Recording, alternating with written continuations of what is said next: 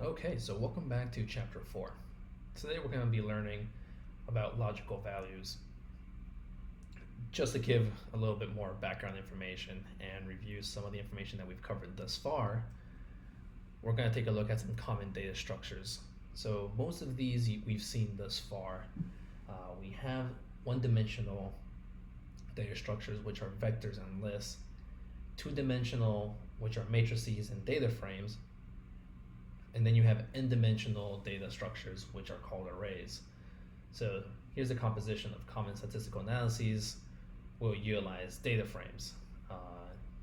Typically, you see these more to import a file in as a data frame, and you convert that from a plain text file. So nothing different than what you're probably used to in either Google Sheets or Microsoft Excel or Numbers on Mac. But what exactly are logical vectors? So logical vectors are used for comparisons. As previously stated in other chapters, logical vectors can also build atomic vectors. The values represented are either true or false, or you can even pass them as their shorthand notation, capital T or capital F, to pass true or false. Now, why did I mention the previous data structures? Because you can compare vectors to vectors, data frames to vectors. You can make any comparison you want. The end result is going to be a logical value being returned from R into your console.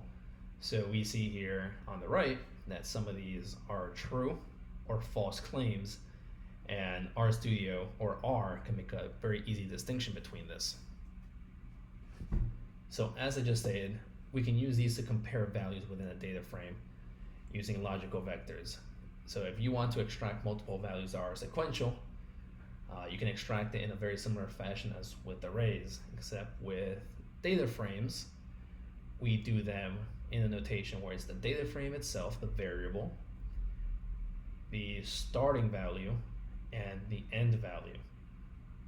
So one of the key differences with R is that the index is actually 1, meaning if you pass a value of x, it's actually going to start at x, while other programming languages, the notation is index of 0, meaning the number you pass, it is a starting point, but it is not included in the count itself.